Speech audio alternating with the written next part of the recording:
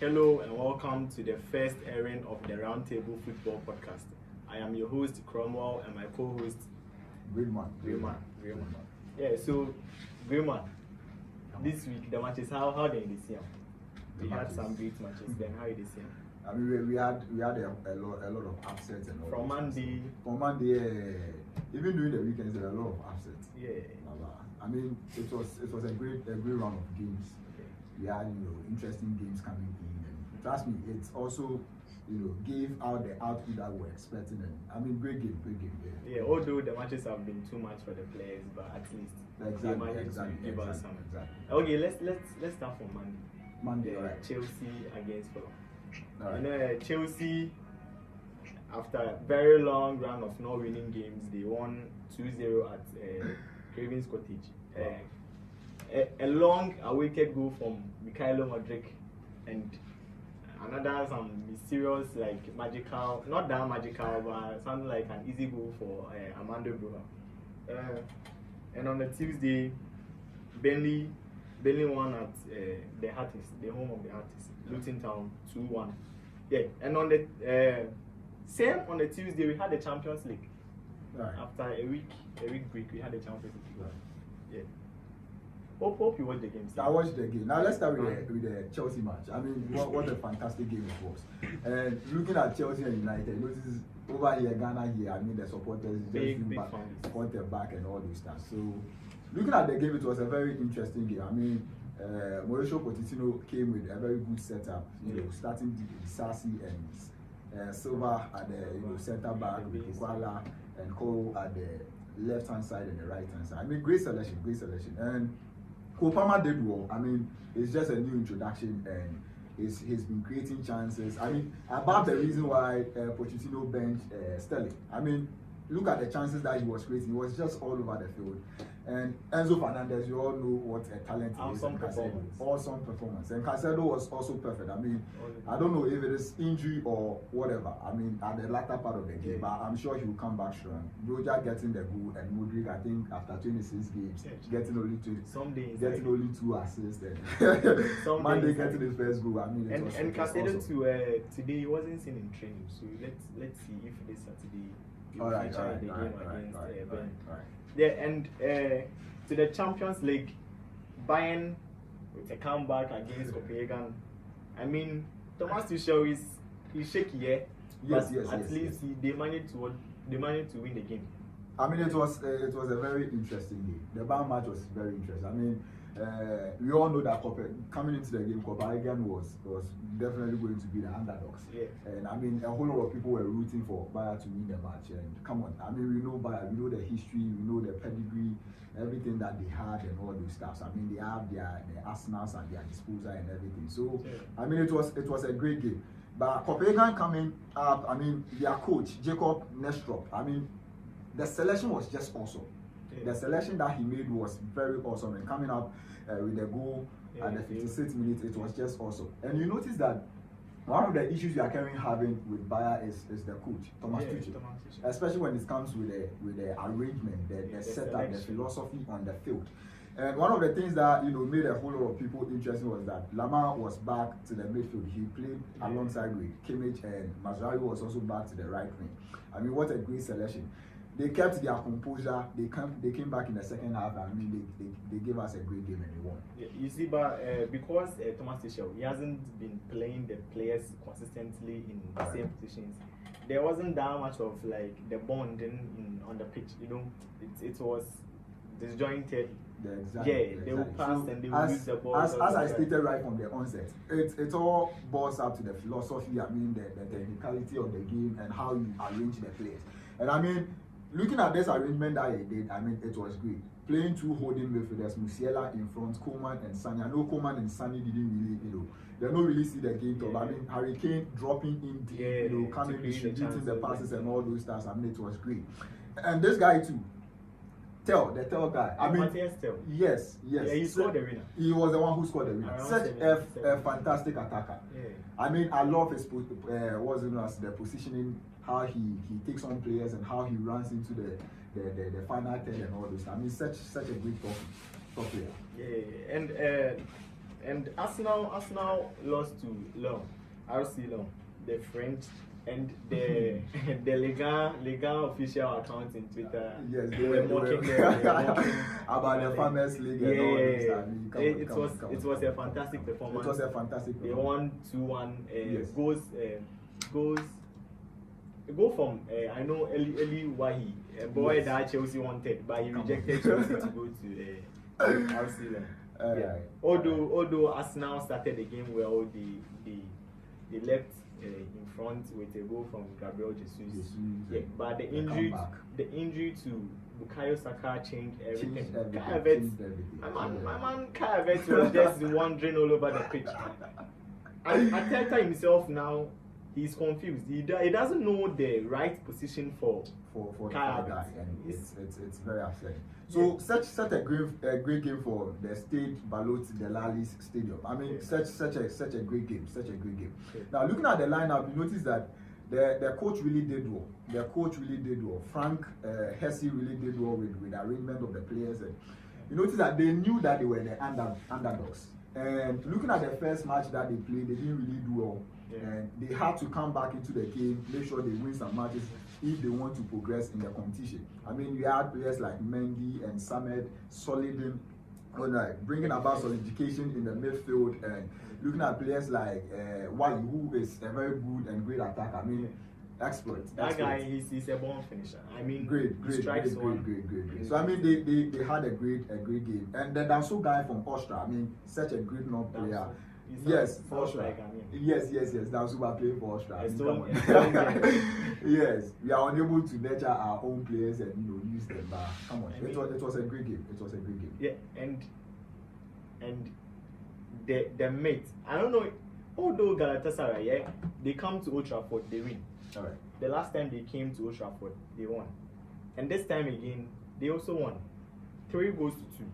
3 goals to 2. Mm-hmm. Although Rasmus Højlund, the boy, he was brilliant. I won't lie. He was brilliant. I mean, the Chelsea fans, they will school down their agenda. But the boy was brilliant. Marcus Rashford with around the 23rd minute or something, with a chance to make it 2-0, and it would have made the game a different thing altogether.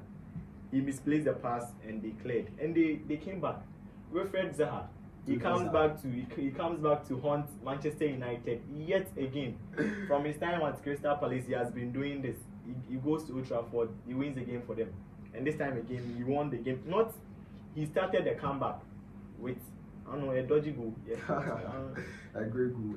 So I mean, what an interesting match we had at the Old Trafford. I mean, we all thought United was going to win the match. Yeah, but everybody thought they were going to win the match. But looking at the players that Galatasaray has, looking at players like looking at players like Icardi, looking at players like Tete, Zaha, Torreira, and Sanchez and all those. I mean, they have great crop of players, and Mertens even didn't start the match. Yeah. But I mean, this is a match that we are supposed to look at extensively. Looking at United, I mean, Kevin Prince Boateng had an interview with Ferdinand on, I think it was on Monday or so, and he was making a comment about the United team, how the setup is, and the issues that they are currently facing. I mean, Anthony is back, but yes, so they are having a whole lot of issues, especially with the issue regarding Sanchez. Yeah. And the second thing is also about injuries. I mean, they have a couple of players who are currently hurt and all those things. Wan-Bissaka is hurt, Menu is hurt, Martinez is hurt, Shaw, and also Malaysia is also hurt. Manchester United, how unlucky can they be? You have 2 left backs in Luke Shaw and Malaysia. Yes. They all get injured. You go into the market to sign a left back from Tottenham. Yes. Yeah. Sergio Reguilon. Yes, Reguilon. And he comes in, he performs the first 2-3 matches. You also get hit. So now you have to play your midfielders and your right backs out of position. And it's all over the place. It was an upset. So as I was saying, I mean, dealing with this extensively, one of the mistakes that Ten Hag also made was with regards to the arrangement of the players on the field. I mean, it was very poor. The arrangement of the players on the field was very poor. I mean, he was complaining. He was all over the place complaining, talking about having midfielders and all those stuff. And here's the case that they went and brought in Amrabat. Amrabat here is the case that he's being placed at the wrong position. Because and that's one of the things that is really hurting United currently. I mean, look at the setup that he played.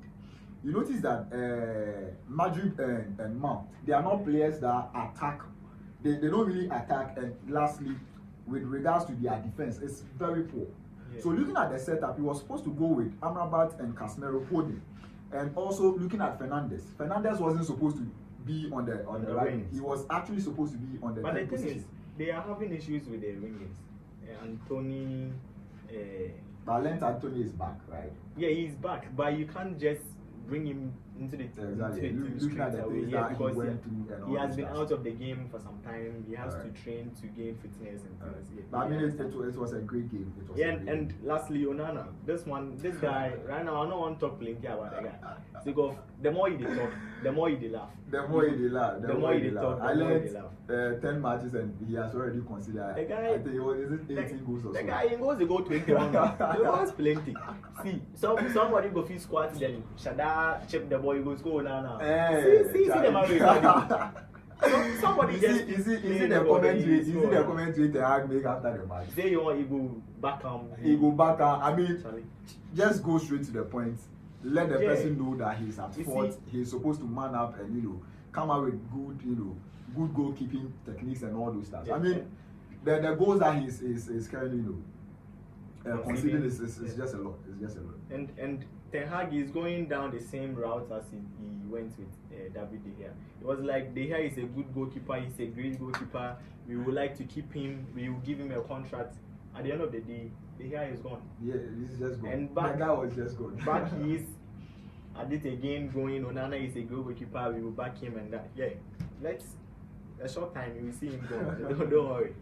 Man United fans, that they hear is causing Onana is causing problems. Please just wait like 2 months he go go. 2 months they will make it go. January window then Then go sell him give our rabbi. They will give the Saudi people they will like him. Right. And PSV and Sevilla saw out a 2-2 draw. Right. Yeah. Union Berlin bottled a 2-goal lead to Braga. I mean, Union Berlin. They have been losing in the last minute, the latter stages of the game for two Champions League matches continuously against Real Madrid and this time against Braga. Madrid yet again with a fantastic comeback. My man Jude Bellingham. See, then you call this guy the Black Zidane. My goodness. The way they glide through the players and all bro, that. I mean, the skill is just top notch, and it seems Ancelotti has also gotten a lot of confidence on the guy, and I mean, giving him the free roll and all those stuff. I mean, he's really gotten the confidence and he's kept the composure, and I mean, he's delivering on the field. So, what can you say?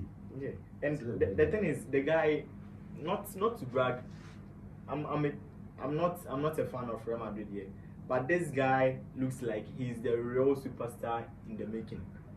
Watch out for him. He's coming. Trust me. The Ballon d'Or, he's coming. He's coming for. I was having a conversation with Kofi Bills about this whole thing, about Bellingham and the prospect, Ballon d'Or winner for this season. And I was like, this season, Bellingham really has a chance because Haaland isn't really proving in the Champions League. I mean, we've played only 2 matches. But he has won the treble. So next season, I'm talking about next season, not this season. Next season is in there. Right. Inter with a 1-0 win against Benfica, a goal from Marcus Thuram. Lautaro Martinez had a brilliant game. He had a good game, but Trubin was saving everything. He was literally saving everything from, like, the Marcus Thuram goal was the only thing in the game that Trubin didn't get a hand on it.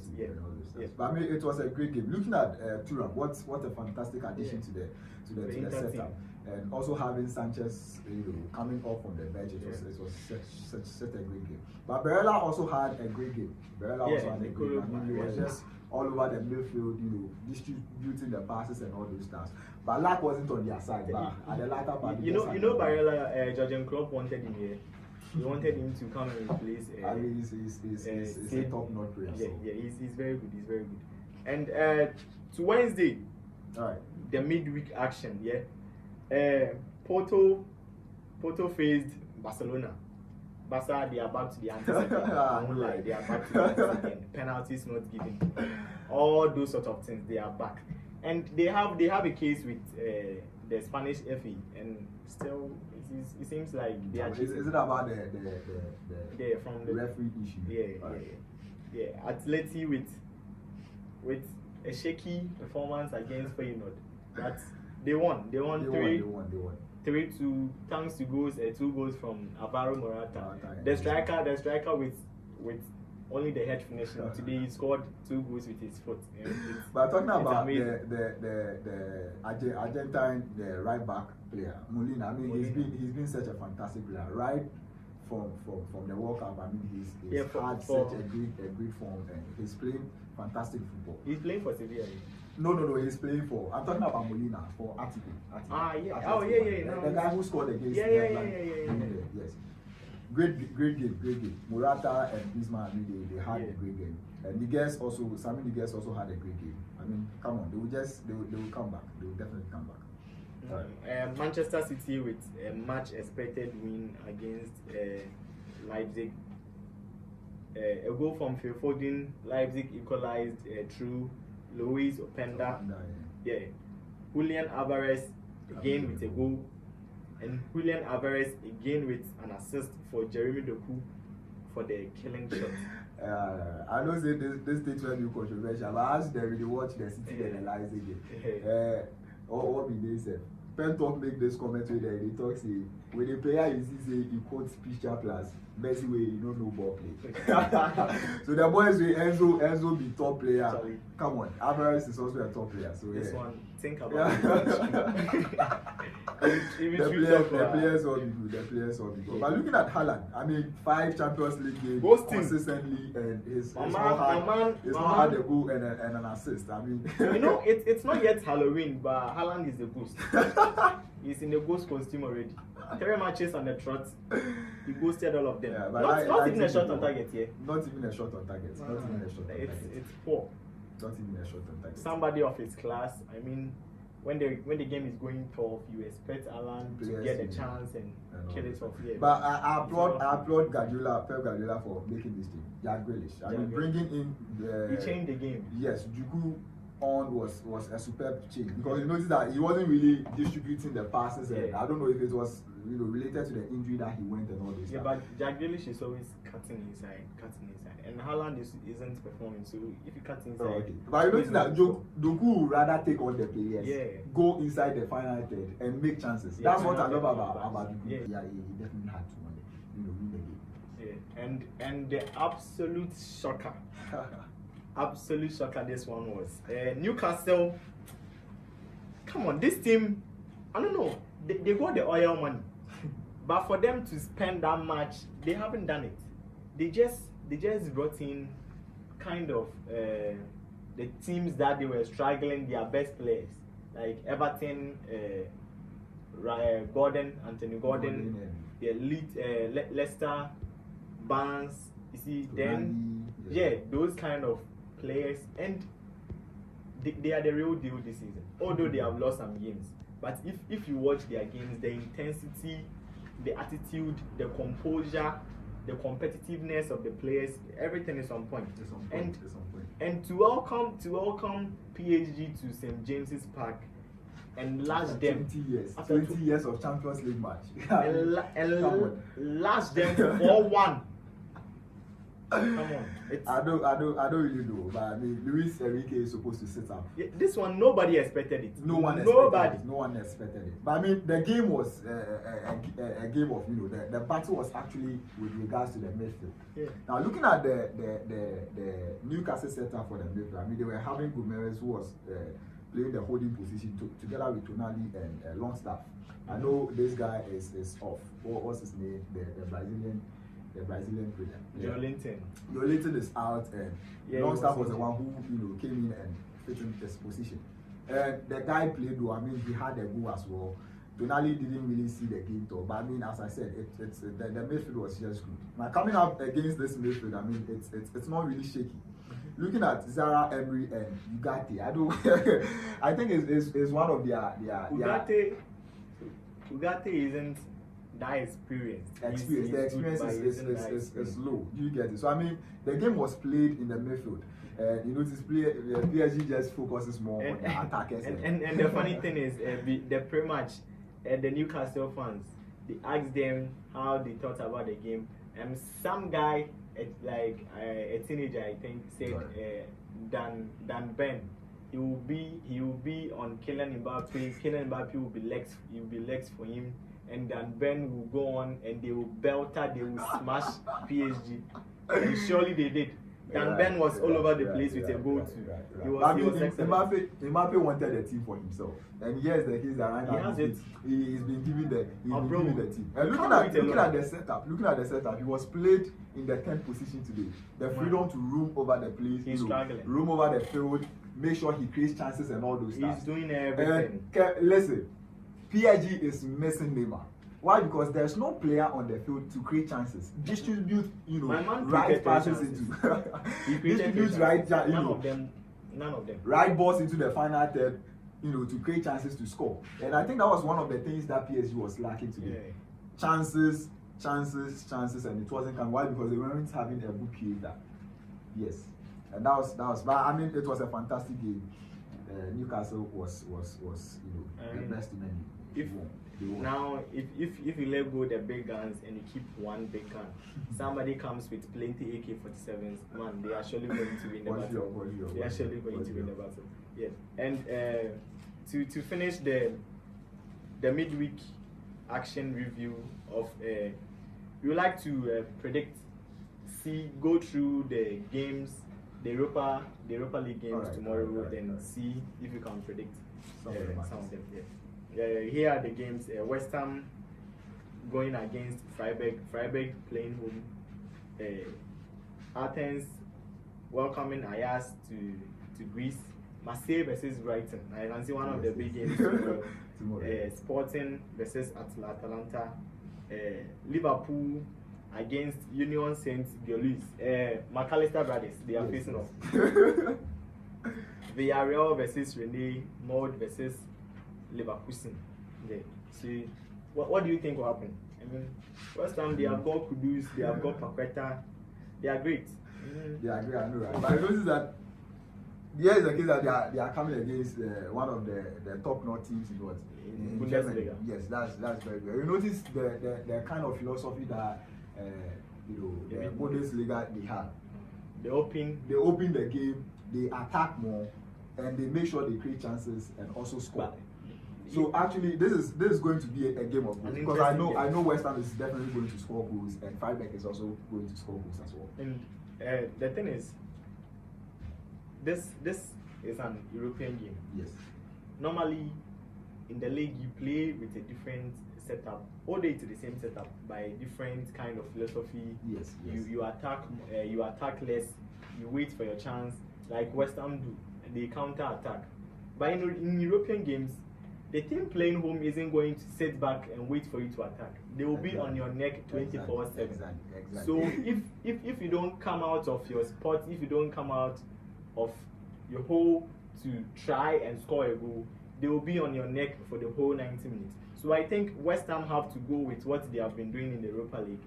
Exactly. Starting on the front foot. Start attacking the first minutes, because you have got great attackers. You have got Mohamed Kudus.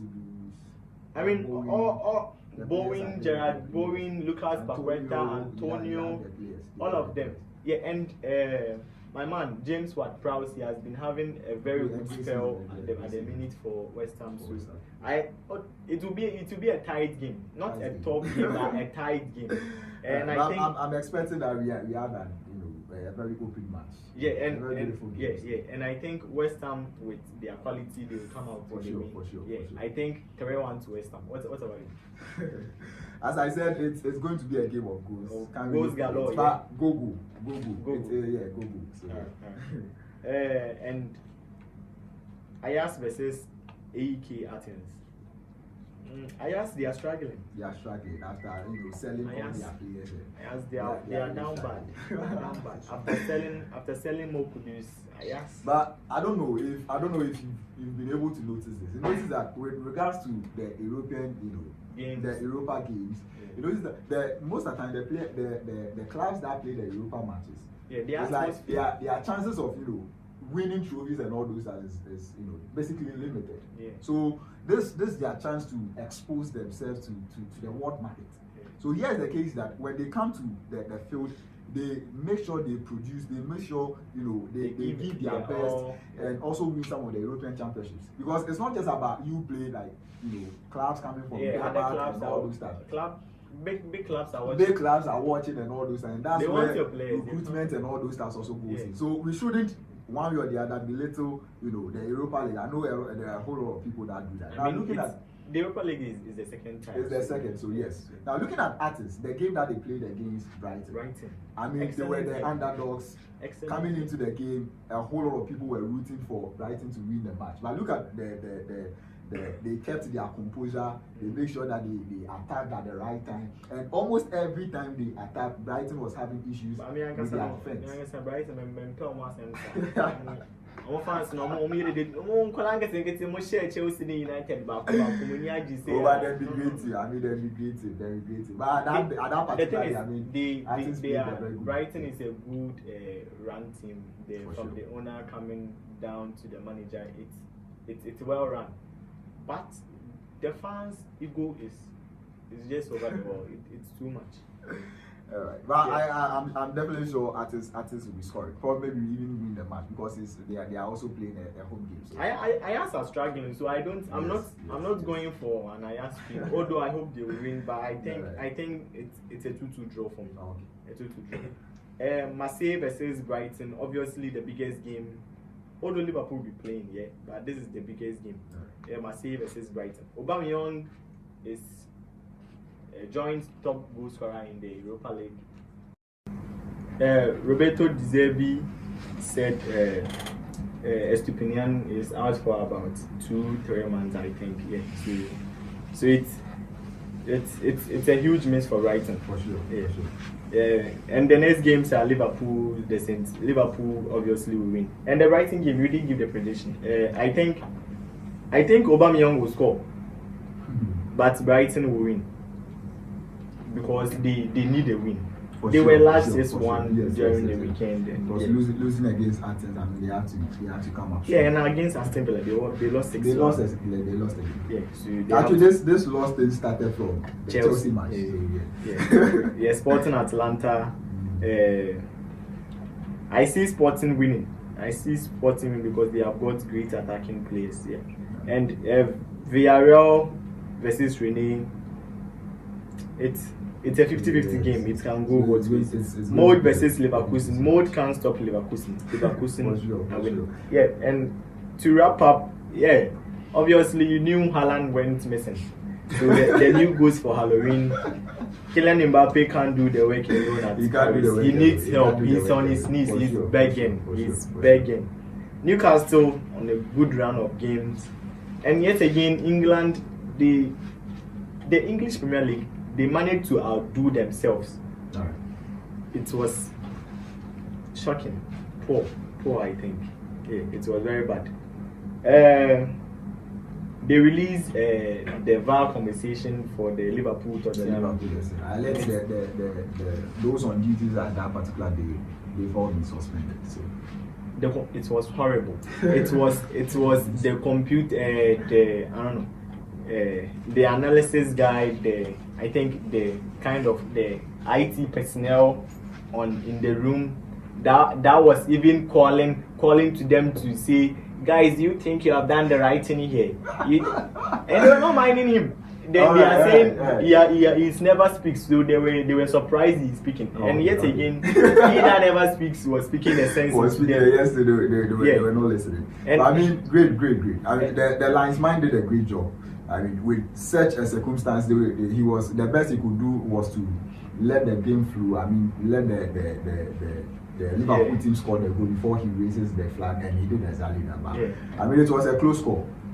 It was a close call, and it was just left to the VR to make a decision. And with their English slangs, fuck, mate, you gave me the heading. You gave me the heading. It's like they are trying to say, mate, you are giving me so much headache. You are giving me the headache. It was a poor decision. It was awful. A very poor decision. Yeah, and yeah. So that's it, and thank you guys for being with us for the very first edition, the very first episode of the RoundTable Football podcast, coming from straight from Cape Coast. I mean, yeah, the middle of Cape Coast actually, to Kamfort to be precise, to the rest of the world. And yeah, we thank you for sticking with us. Yeah, we would like you to subscribe and like our videos and share on all your social media platforms if you can for us. We are very grateful for your support. Not that many supports, but we are just starting, so we'll be very grateful if you shared and got your family and friends on it to help support us. We are very grateful. And shout out to our producer. Kofi is here.